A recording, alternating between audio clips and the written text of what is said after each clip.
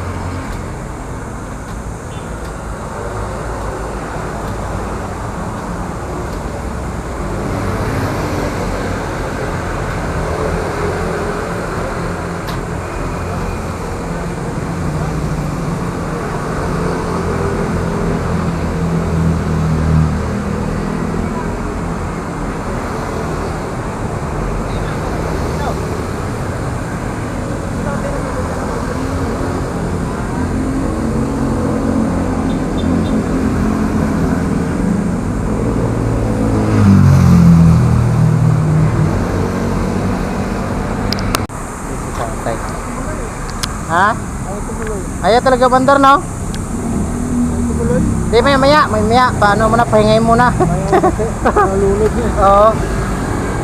Pero yung kanina pagpasok mo doon sa ospital, mandar pa? Kapasok pa lang ako.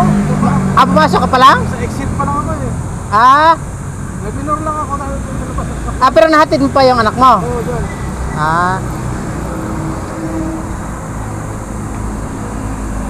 Guys, tapos ano, tulungan natin mga paandar. Baka sa fuse siguro tayo, no? Kasi kahit naman siguro sa battery, binabanyakan natin, no? Talaga.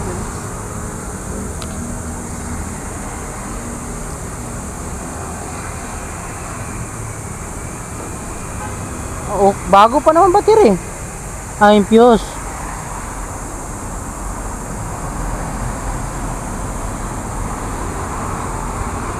Hindi na andar.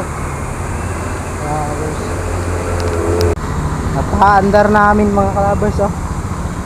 Yan. Andar na.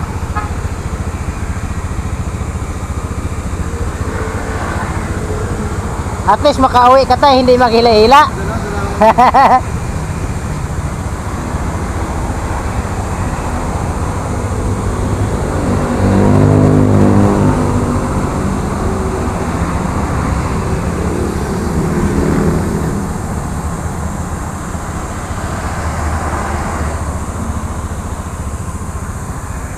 Yan, napa-andar namin mga kalabers at least mauwi si tatay na ano. Hoy, salamat na. Sige tayo, ingat ka tayo, ingat. Okay na yan. Ingat. Kauwi na si tatay mga kalabers. Napa-andar ko yung motor niya. Yung fuse lang pala sa ilalim at saka yung minor. Tinaasan ko. Honda Beat pa naman yan mga kalabers. Yon. Kauwi na si tatay. Kaya lang, bye, let's go kasi may ano pa din tayo mga kalabers. May seminar tayo ngayon. Let's go. Ang plano ko pa naman sana kay tatay mga kalabers is sabi ko sa kanya, tay, hihilain na lang kita kasi wala kami tali. Hanap sana kami tali para hilain ko lang siya. Yung uwi niya mga kalabers, pasampalok pa kasi siya, Sampaloc, Maynila. Galing siya dito ng San Juan. Dito lang kami nagpang-aabot kasi naghatid din siya sa anak niya sa hospital. So yun, pinapahinga lang namin mga kalabers yung makina ng mga 10 minutes siguro yun or 15 minutes mga kalabers. Sabi ko sa kanya, hilain lang kita tay, ang uwi ko pa naman tay, Quezon City lang. So malapit-lapit na ako, tapos ano ko lang siya sa ano, Sampaloc. Sabi niya, inantay namin yung pamangkin niya kasi ano siya, nagpapa-rescue na lang. Tapos sabi niya, iwan ko lang tong motor sa hospital kuhan lang kami mekaniko. Ngayon binuksan niya yung battery mga kalabers. Inano yung mga fuse, kumpleto pa naman mga fuse eh. Ay ako naman kasi nahihiya naman kasi ako mag ano. Ay nung sabi ko sa kanya, tay, tingnan mo yung minor, ako magpihit sa minor tay kasi lalagyan ko ng konting ano hangin.